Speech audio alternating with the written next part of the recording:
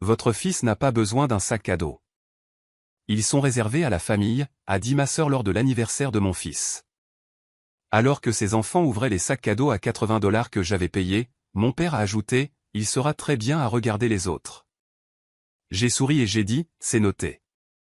Lorsque le gérant est venu confirmer le paiement final, je me suis levé et j'ai dit, et tout le monde, avant de passer à la vidéo d'aujourd'hui, j'ai besoin de votre aide.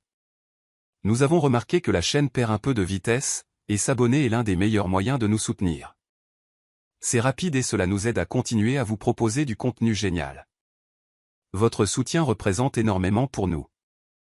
Continuons à faire grandir cette chaîne ensemble. Merci beaucoup. Maintenant, commençons la vidéo. Je m'appelle Henri. J'ai 36 ans et, pendant la majeure partie de ma vie d'adulte, j'ai été la personne que ma famille appelle quand elle a besoin de quelque chose. Pas de conseils, pas de compagnie et de l'argent. Cela a commencé petit quand j'avais 22 ans et que j'ai décroché mon premier vrai emploi d'ingénieur. Ma sœur Émilie a appelé un mardi soir pour dire que sa voiture était en panne. Elle avait besoin de 800 $ pour la transmission. J'ai fait le virement le lendemain matin. Elle m'a remercié par un SMS avec un smiley. Je n'ai jamais revu cet argent, et elle n'en a plus jamais parlé après cette semaine-là. 2 ans plus tard, c'était la compte pour son appartement, puis son mariage, puis les factures d'hôpital à la naissance de son premier fils. Mes parents disaient toujours la même chose quand j'hésitais, la famille est de la famille, Henri. Tu t'en sors bien. Émilie a 3 enfants maintenant, tu n'as qu'Andrew. Seulement Andrew, comme si mon fils comptait moins parce qu'Émilie avait décidé d'avoir 3 enfants alors que j'en avais un. Andrew fêtait ses 8 ans demain. Je voulais que cet anniversaire soit spécial. J'avais réservé un lieu dans un espace événementiel haut de gamme en centre-ville, le genre d'endroit avec des murs d'escalade, un laser game et une salle de fête privée avec des baies vitrées donnant sur la ville. La compte à lui seul s'élevait à 1700 $. Le forfait complet, incluant le traiteur, les animations et les décorations, revenait à un peu moins de 9000 $. Je n'ai pas dit le coût total à ma famille. Ils auraient eu des opinions. Ma mère dirait que c'était trop pour un enfant. Mon père suggérerait de réduire les dépenses et de mettre les économies dans le fonds de réparation du toit d'Émilie. Émilie sourirait en disant à quel point Andrew avait de la chance, puis elle demanderait si ses 3 garçons pouvaient venir plus tôt pour profiter des crédits d'arcade premium que j'avais achetés. Je disais toujours oui. C'était mon problème. Je disais oui depuis 14 ans. Les sacs cadeaux étaient mon idée. J'avais passé des semaines à les préparer. Chaque sac coûtait 80 $ et comprenait des voitures télécommandées, des figurines de super-héros, des consoles de jeux portables et des bonbons. J'ai commandé 15 sacs pour les amis d'Andrew et 5 supplémentaires au cas où les garçons d'Émilie en voudraient un. Ce soir-là, j'étais assis à la table de ma cuisine à assembler les derniers sacs.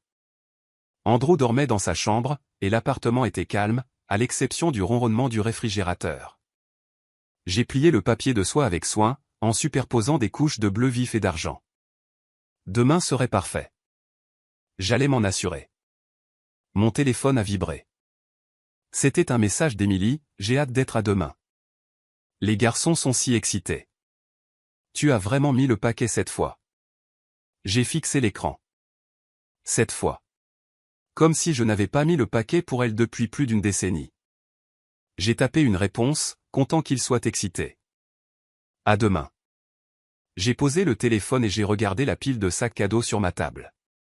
80 $ chacun. J'ai pensé à la transmission que j'avais payée, au mariage, à la compte, aux factures d'hôpital, aux nouveaux meubles, aux fournitures scolaires, à la visite d'urgence chez le vétérinaire pour leur chien. La liste était longue. Mes parents m'avaient toujours dit que j'avais de la chance. J'avais un bon travail. Je n'avais pas 3 bouches à nourrir. Je pouvais me permettre d'aider. Mais personne ne m'a jamais demandé si je voulais aider. Ils supposaient simplement que c'était le cas, et je les laissais faire. J'ai terminé le dernier sac cadeau et je l'ai empilé avec les autres. Demain, Andrew aurait la fête d'anniversaire qu'il méritait. Je m'en étais assuré. J'avais tout payé, le lieu, la nourriture, les animations, les décorations, les sacs cadeaux au tout. Je me suis adossé à ma chaise et j'ai fermé les yeux. Quelque part au fond de mon esprit, une petite voix a murmuré une question que j'ignorais depuis des années, à quand remonte la dernière fois qu'un membre de ma famille a payé quelque chose pour moi? Je n'avais pas de réponse. Je me suis levé et je suis allé dans la chambre d'Andrew. Il dormait, les bras entourés autour de son dinosaure en peluche préféré. Son t-shirt d'anniversaire était déjà étalé sur sa chaise bleue avec le chiffre 8 en lettres jaunes épaisses. Demain serait sa journée. J'allais m'en assurer. La salle de fête était parfaite. Des ballons bleus et argent couvraient le plafond. Une banderole traversait le mur du fond avec le nom d'Andrew en lettres géantes. La table du traiteur regorgeait de pizzas, d'ailes de poulet, de plateaux de fruits et d'un gâteau à 3 étages décoré comme un vaisseau spatial. Les sacs cadeaux étaient posés sur une longue table près de l'entrée, chacun soigneusement disposé avec une étiquette nominative. Andrew a couru directement vers l'arène de laser game à notre arrivée. Ses amis sont arrivés par vagues, criant et riant. La pièce s'est remplie de bruit et d'énergie. Je me tenais près de la table du traiteur et je regardais le visage d'Andrew s'illuminer chaque fois qu'un autre ami franchissait la porte. Emily est arrivée avec 30 minutes de retard avec ses 3 garçons. Jeffrey avait 10 ans, Gregory en avait 8, le même âge qu'Andrew, et Logan en avait 6. Ils portaient des polos assortis et ont immédiatement couru vers la table des sacs cadeaux. Emily m'a serré brièvement dans ses bras. Cet endroit est incroyable, Henry. Tu t'es vraiment surpassé. Mon père est arrivé juste derrière elle. Il m'a serré la main et a regardé autour de lui en haussant les sourcils. Ça a dû coûter une fortune. J'ai souri. Andrew le mérite. Ma mère fut la dernière à arriver. Elle m'a embrassé sur la joue et m'a tendu une carte. À l'intérieur se trouvait un billet de $20 pour Andrew. Je l'ai glissé dans ma poche et je l'ai remercié. La fête battait son plein. Les enfants couraient entre le mur d'escalade et l'arcade. Les parties de laser game étaient bruyantes et chaotiques. Andrew était au milieu de tout, riant si fort que son visage en devenait rouge. Puis est venu le moment des sacs cadeaux. J'ai rassemblé tous les enfants près de la table. Andrew se tenait à mes côtés, sautillant d'excitation. J'avais mis son nom sur le plus gros sac, celui qui contenait des jouets supplémentaires. Les garçons d'Emily ont tendu la main vers les sacs cadeaux avant que je ne puisse dire quoi que ce soit. Jeffrey en a pris un. Gregory en a pris un autre. Logan en a pris un troisième. J'ai ouvert la bouche pour expliquer que ces sacs étaient pour les amis d'Andrew, mais Emily a parlé la première. Ils sont superbes, Henry. Les garçons vont les adorer. J'ai hésité. Andrew fixait le sac avec son nom dessus. Ses amis faisaient la queue derrière lui, attendant. Puis Emily a dit ceci, « Votre fils n'a pas besoin d'un sac cadeau. Ils sont réservés à la famille. » Le silence ne s'est pas fait dans la pièce. Les autres enfants parlaient et riaient encore, mais je l'ai parfaitement entendu. Ma poitrine s'est serrée. Je l'ai regardée. Quoi?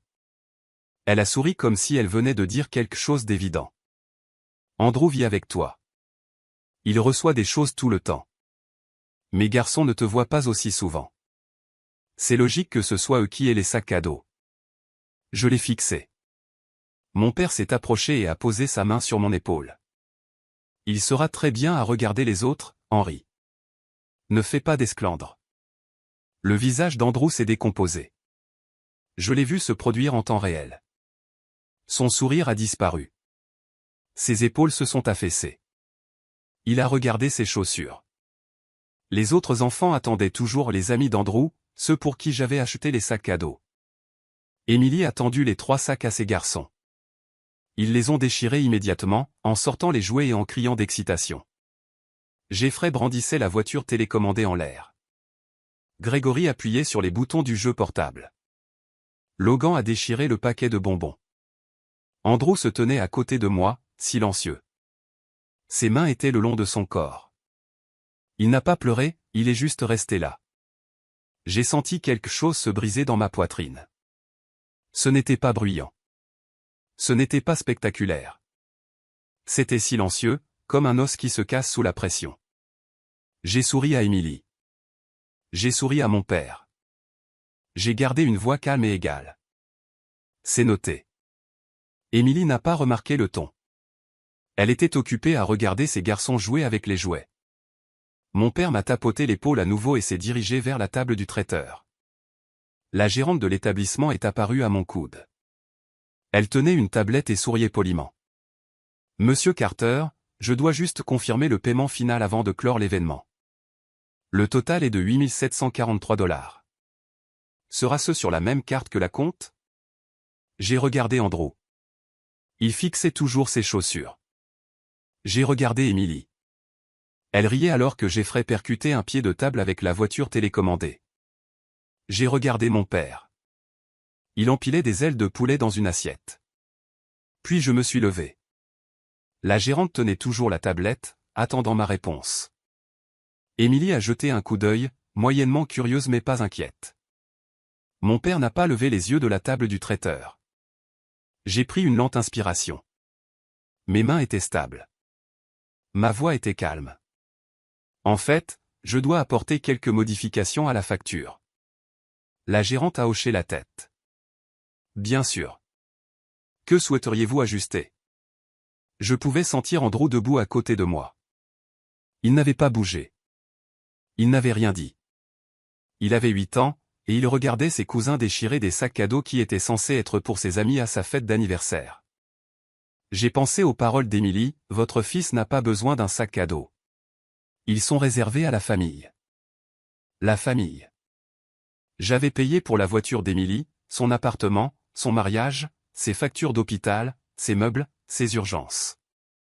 Je payais depuis 14 ans, et mon fils ne faisait pas partie de la famille. La gérante attendait toujours. J'ai gardé un ton poli et professionnel. Je dois retirer plusieurs articles de la facture finale. Pouvez-vous afficher la liste détaillée? Elle a tapoté la tablette. Bien sûr, je vous affiche cela. Emily s'est finalement tournée vers moi. Qu'est-ce que tu fais? Je ne lui ai pas répondu. La gérante m'a montré l'écran. J'ai parcouru la liste lentement, forfait traiteur supérieur, crédit d'arcade premium, session prolongée de laser game, accès privé au mur d'escalade, pack de décoration premium, commande spéciale de sac cadeau au tout. J'ai pointé l'amélioration du traiteur. Retirez ceci. La gérante a tapoté l'écran. Cela ramènera le menu au forfait de base. Est-ce correct? Oui. Emily s'est approchée. Henri, de quoi tu parles? J'ai pointé les crédits d'arcade premium. Retirez ceci. La gérante a hésité. Les enfants utilisent actuellement ces crédits. Je comprends. Mettez fin à la session et retirez les frais. La voix d'Emily a monté d'un ton. Tu n'es pas sérieux. Je l'ai ignoré. J'ai pointé la session prolongée de laser game. Retirez ceci. Henri. La voix de mon père est venue de derrière moi. Il avait enfin levé les yeux de son assiette. J'ai continué. J'ai pointé l'accès au mur d'escalade. Retirez ceci. La gérante tapait rapidement. Son sourire poli s'était effacé. Elle semblait mal à l'aise. J'ai pointé le pack de décoration. Retirez ceci. Arrête ça. Emily m'a saisi le bras. Tu es en train de te ridiculiser. J'ai regardé sa main sur mon bras. Puis j'ai regardé son visage. Lâche-moi. Elle n'a pas lâché. C'est l'anniversaire d'Andrew. Tu es en train de le gâcher. J'ai senti cette fissure dans ma poitrine s'élargir. C'est moi qui le gâche? Mon père s'est approché. Henri, calme-toi. On pourra en parler plus tard. Je l'ai regardé. Tu as dit à mon fils qu'il serait très bien à regarder les autres. Il a froncé les sourcils. Ce ne sont que des sacs cadeaux. 80 $ chacun.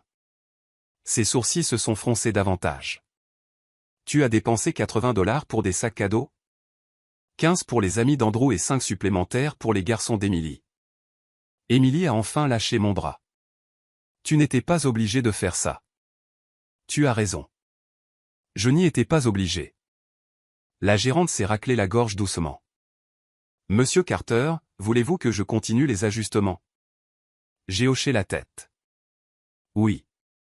Retirez les sacs cadeaux de la facture. Le visage d'Emily a blêmi. Tu les as déjà commandés?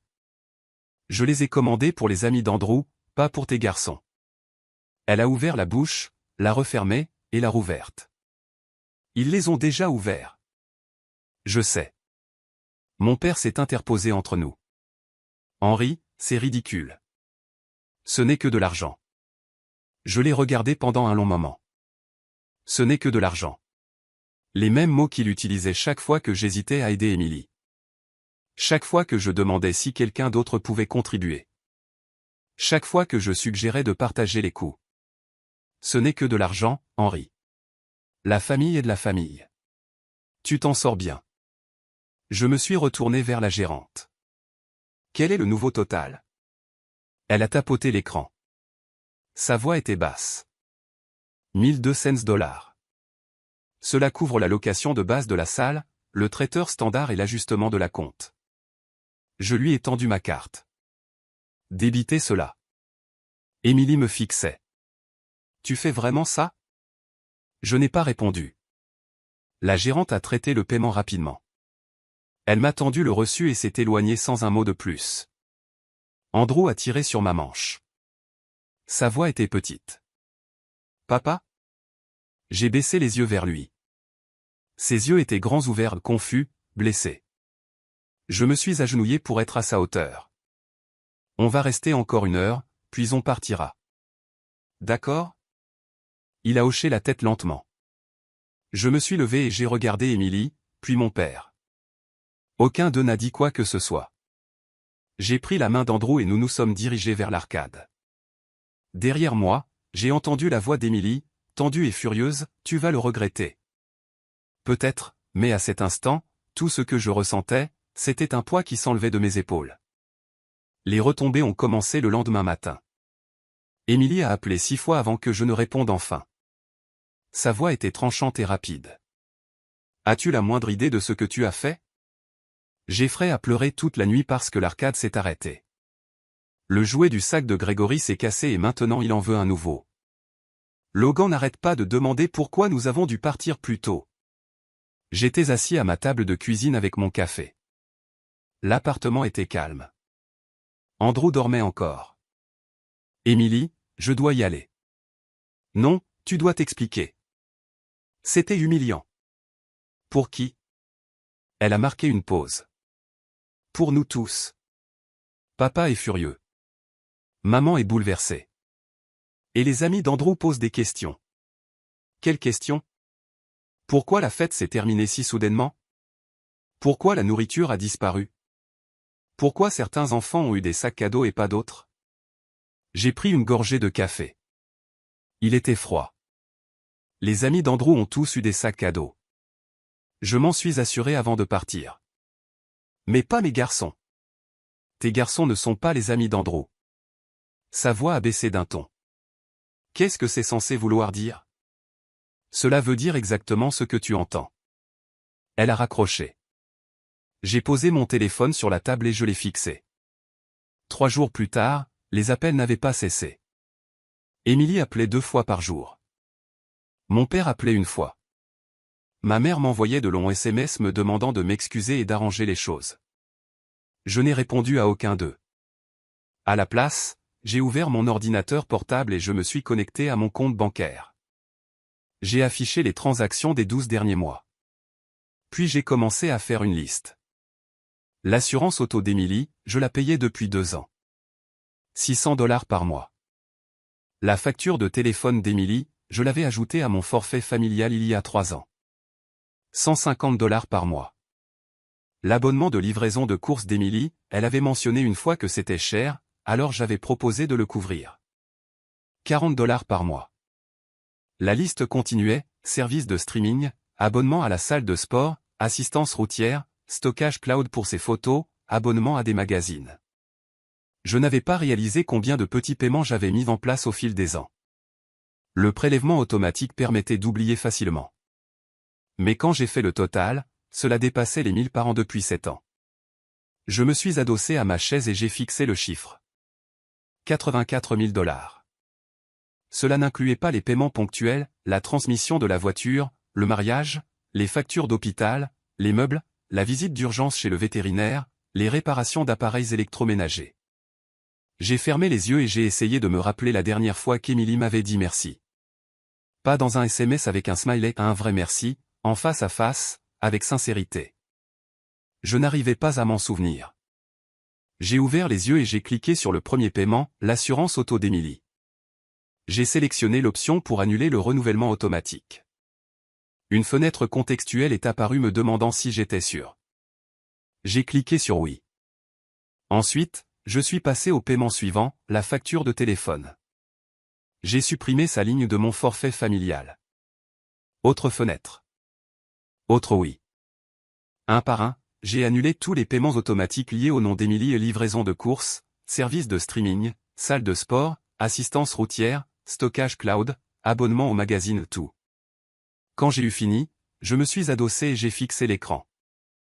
Les changements prendraient effet à la fin du cycle de facturation. Émilie ne s'en rendrait pas compte avant 2 semaines, mais elle finirait par s'en apercevoir.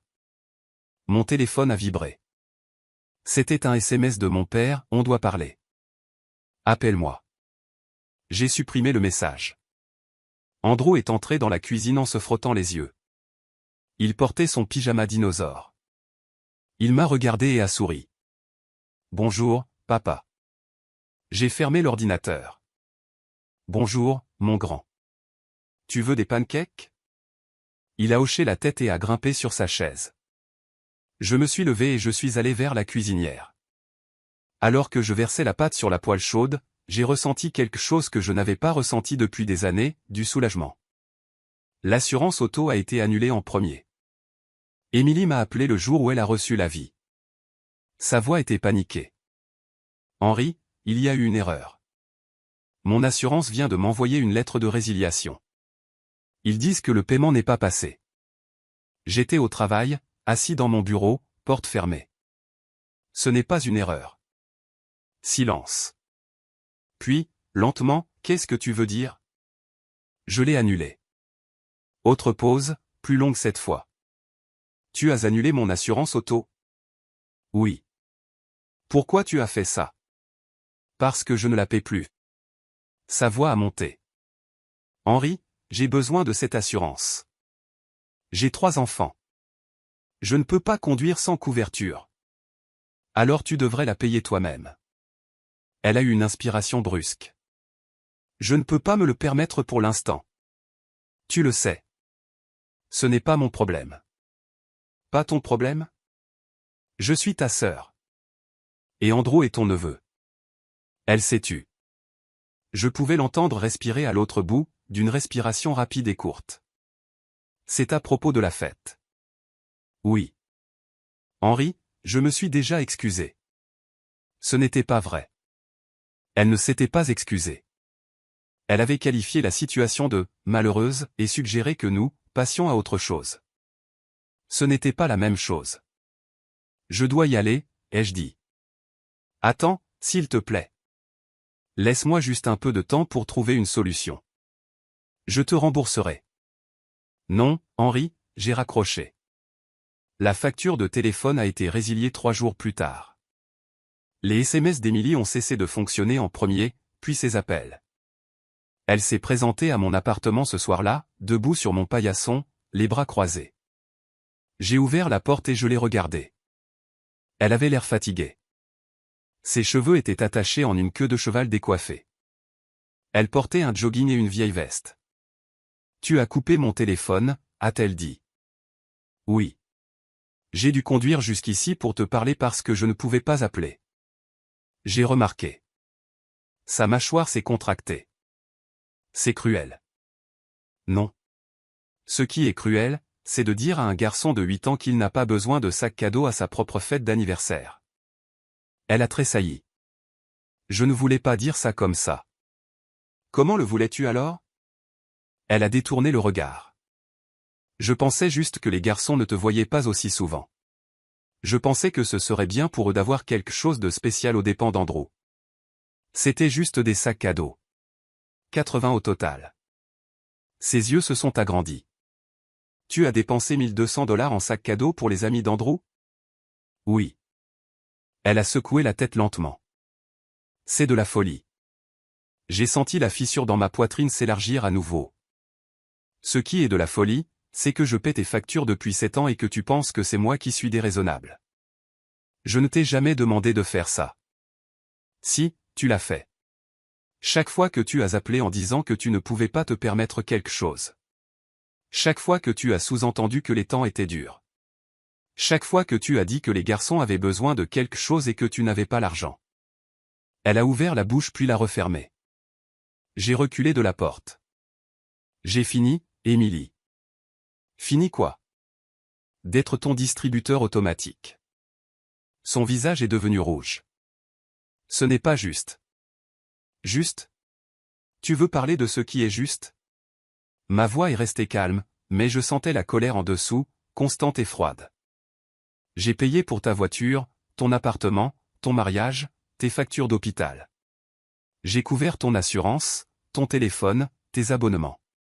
Sais-tu à combien tout cela revient? Elle n'a pas répondu. 84 000 $ au cours des 7 dernières années, et ce ne sont que les paiements mensuels. Cela n'inclut pas les urgences ponctuelles. Son visage est devenu pâle. Je ne t'ai pas demandé de tenir les comptes. Je n'avais pas besoin de tenir les comptes. J'avais juste besoin de vérifier mon compte bancaire. Elle a croisé les bras sur sa poitrine. Et alors? Tu vas juste me couper les vivres? Sans prévenir? Tu as eu 14 ans de mise en garde. Chaque fois que j'ai payé pour quelque chose et que tu n'as jamais dit merci. Chaque fois que tu as appelé pour en demander plus.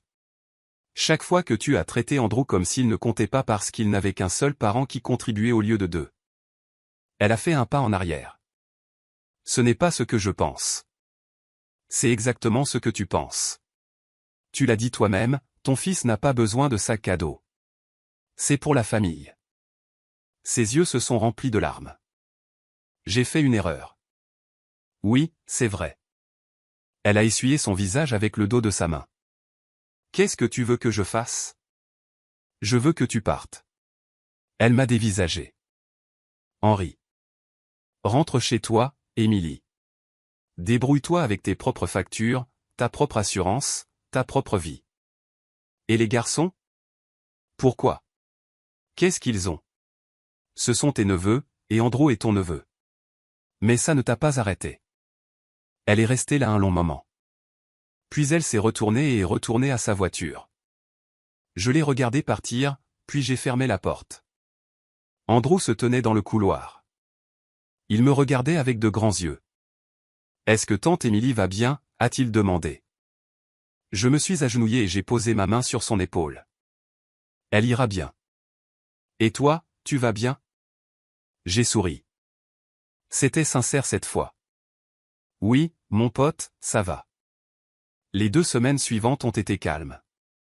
Émilie a cessé d'appeler. Mon père a appelé une fois, laissant un message vocal que j'ai supprimé sans l'écouter. Ma mère a envoyé quelques SMS de plus, mais ils se sont raréfiés quand je n'ai pas répondu. J'ai passé ces 2 semaines à organiser mes dossiers, non par méchanceté, mais par nécessité, car je savais ce qui allait suivre. Émilie n'allait pas en rester là. Mon père s'en mêlerait. Ma mère essaierait de faire la médiation, et quand il le ferait, je voulais avoir chaque détail prêt.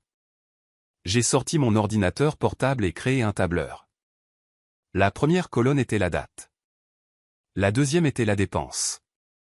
La troisième était le montant. La quatrième indiquait si Émilie en avait déjà pris connaissance, m'avait remercié ou avait mentionné me rembourser. La première entrée datait d'il y a 14 ans, la transmission de la voiture d'Émilie, 800 $. La colonne de reconnaissance était vide. J'ai remonté le temps à travers mes archives de mai, mes relevés bancaires et mes relevés de carte de crédit. Chaque paiement que j'avais effectué pour Émilie, je l'ai ajouté à la liste. Il m'a fallu 3 nuits pour terminer. Quand j'ai fini, le tableur comptait plus de 200 entrées. Le total était plus élevé que je ne le pensais, 137 000 $. J'ai fixé ce chiffre pendant un long moment. 137 000 $. C'était un apport pour une maison. C'était le fonds d'études d'Andrew. C'était des années d'épargne retraite. J'ai enregistré le tableur et créé un second document. Celui-ci était une chronologie. Il commençait par le premier paiement et se terminait par la fête d'anniversaire. Entre ces 2 points, j'ai ajouté chaque événement majeur où ma famille m'avait traité comme si j'étais invisible. Le mariage d'Émilie, j'ai payé pour le dîner de répétition, 3 000 $. Je n'ai pas été inclus dans les photos de famille. L'anniversaire de ma mère il y a 5 ans, je lui ai offert un week-end dans un spa, 800 $. Émilie lui a donné une carte. Ma mère a remercié Émilie en premier. La remise des diplômes de maternelle d'Andrew, j'ai invité toute la famille. Mon père l'a manqué parce qu'il aidait Émilie à déplacer des meubles. La liste continuait. Des petits moments, des grands moments. Chaque fois que j'avais été ignoré, chaque fois que j'avais été tenu pour acquis, chaque fois que mon rôle avait été réduit à un chéquier. J'ai imprimé les 2 documents. Puis je les ai mis dans un dossier et j'ai posé le dossier sur le comptoir de ma cuisine. Je ne savais pas quand j'en aurais besoin, mais je savais que cela arriverait. 3 jours plus tard, ma mère a appelé. J'ai répondu cette fois. Henri, nous devons parler d'Émilie. J'ai gardé une voix neutre. Qu'est-ce qu'elle a? Elle a du mal. Son assurance automobile a expiré. Son téléphone a été coupé. Elle est en retard pour sa facture d'électricité. D'accord. Il y a eu un silence. D'accord? C'est tout ce que tu as à dire? Qu'est-ce que tu veux que je dise? Je veux que tu l'aides. C'est ta sœur. Elle a 3 garçons. Je sais. Alors pourquoi fais-tu ça? Faire quoi? La voix de ma mère s'est brisée. La punir. Elle a fait une erreur à la fête. Elle le sait, mais tu vas trop loin.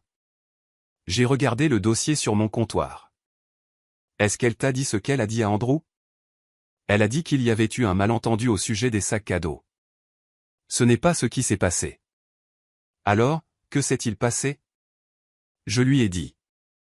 Je lui ai dit exactement ce qu'Émilie avait dit, mot pour mot. Je lui ai dit ce que mon père avait dit. Je lui ai raconté l'expression du visage d'Andrew quand ses cousins se sont jetés sur les sacs cadeaux qui étaient censés être pour ses amis. Quand j'ai eu fini, ma mère était silencieuse. Maman? Sa voix était basse. Je ne savais pas que c'était si grave. Ça l'était. Mais Henri, elle reste ta sœur. Tu ne peux pas l'abandonner comme ça. Je ne l'abandonne pas. J'arrête les paiements. C'est la même chose. Non, ça ne l'est pas. Elle a soupiré. Ton père veut te voir pour en discuter. Je ne veux pas voir papa. S'il te plaît, juste une fois. Il s'inquiète pour toi. J'ai failli rire. S'inquiéter pour moi.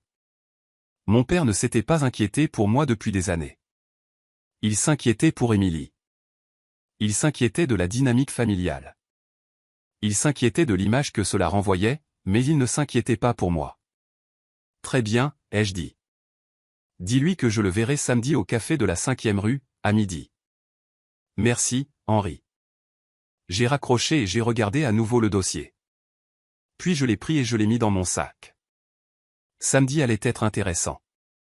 Mon père était déjà assis à une table dans un coin quand je suis arrivé. Il avait une tasse de café noir devant lui et les bras croisés sur sa poitrine. Il avait l'air agacé. Je me suis assis en face de lui et j'ai posé mon sac par terre. Merci d'être venu, a-t-il dit. Son ton suggérait qu'il n'avait pas réellement envie de me remercier. Maman a dit que tu voulais parler. Il a hoché la tête. Je veux que tu arrêtes ces bêtises avec Émilie. Je n'ai pas répondu. J'ai attendu. Il s'est penché en avant. Elle se noie, Henri. Son assurance est résiliée. Son téléphone est coupé. Son électricité est sur le point d'être coupée. Elle a 3 enfants. Tu les mets en danger. Je ne mets personne en danger. Émilie est une adulte. Elle peut payer ses propres factures. Elle n'en a pas les moyens. Alors elle devrait trouver un travail. Son visage s'est assombri. Elle a un travail. Ça ne paie pas assez. Ce n'est pas mon problème. Il a frappé la table du poing. Le bruit a été assez fort pour que quelques personnes se retournent. C'est ta sœur. Ça en fait ton problème. J'ai gardé une voix calme. Non, absolument pas. Qu'est-ce qui ne va pas chez toi, bordel? Je me suis penché et j'ai sorti le dossier de mon sac. Je l'ai posé sur la table entre nous. C'est quoi ça? A-t-il demandé. Ouvre-le. Il m'a fixé un instant, puis a ouvert le dossier. J'ai observé son visage pendant qu'il lisait la première page. Le tableur, 200 entrées, 137 000 $. Son expression n'a pas changé. Il a tourné la page, la chronologie, chaque événement, chaque moment où j'avais été ignoré. Il a lu en silence pendant 3 minutes entières. Puis il a refermé le dossier et l'a repoussé vers moi. Alors, tu as compté les points, a-t-il dit. Je n'ai pas compté les points. J'ai tenu des dossiers. C'est la même chose. Non, ça ne l'est pas, compter les points signifie que j'attendais quelque chose en retour. Ce n'était pas le cas. Je voulais juste être traité comme si j'avais de l'importance. Il a secoué la tête. Tu es dramatique. Ah bon? Dis-moi, papa. C'était quand la dernière fois que tu es venu à un événement pour Andrew? Il a froncé les sourcils. J'ai été occupé. Tu as aidé Emily à déménager des meubles le jour de la remise des diplômes de maternelle d'Andrew. C'était il y a des années, 5 ans, et tu as manqué chaque événement depuis, ses matchs de baseball, ses pièces de théâtre à l'école, sa foire scientifique. Mais tu ne manques jamais rien pour les garçons d'Emily. Sa mâchoire s'est crispée. Ce n'est pas juste. Juste? Tu veux parler de ce qui est juste? Je me suis penché en avant. J'ai dépensé 137 000 $ pour Emily au cours des 14 dernières années. J'ai payé pour sa voiture, son appartement, son mariage, ses factures, ses urgences. Et à la fête d'anniversaire d'Andrew, elle lui a dit qu'il n'avait pas besoin de sac cadeau parce que c'était pour la famille. Il a détourné le regard. Elle ne le pensait pas comme ça. Si, elle le pensait. Et tu étais d'accord avec elle. Tu as dit à Andrew qu'il serait très bien en regardant les autres. J'essayais de maintenir la paix en sacrifiant mon fils. Il s'est frotté le visage des deux mains. Quand il a levé les yeux, son regard était fatigué. Qu'est-ce que tu veux, Henry? Je ne veux rien. Alors pourquoi sommes-nous ici?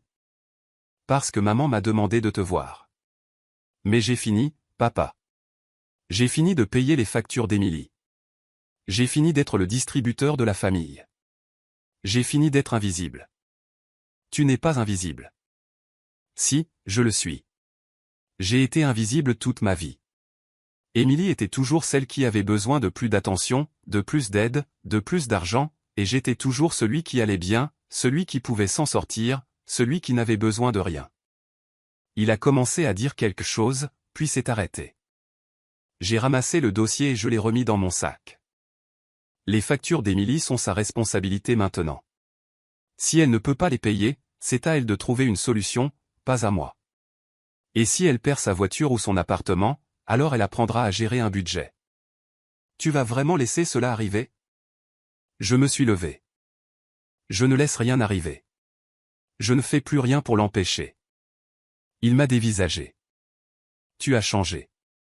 Non, j'ai juste arrêté de faire comme si je n'avais pas d'importance. Je suis sorti du café et je suis monté dans ma voiture. Mon téléphone a vibré avant même que j'ai démarré le moteur. C'était un SMS d'Emily, papa m'a dit ce que tu as dit. Tu vas le regretter. J'ai supprimé le message et je suis rentré chez moi. 2 semaines plus tard, l'électricité d'Emily a été coupée. Elle a appelé ma mère en pleurant. Ma mère m'a appelé pour me demander si je voulais reconsidérer ma décision. J'ai dit non. Une semaine après cela, le propriétaire d'Emily lui a envoyé un avis d'expulsion pour loyer impayé. Mon père a appelé et m'a crié dessus pendant 20 minutes. J'ai écouté en silence, puis j'ai raccroché.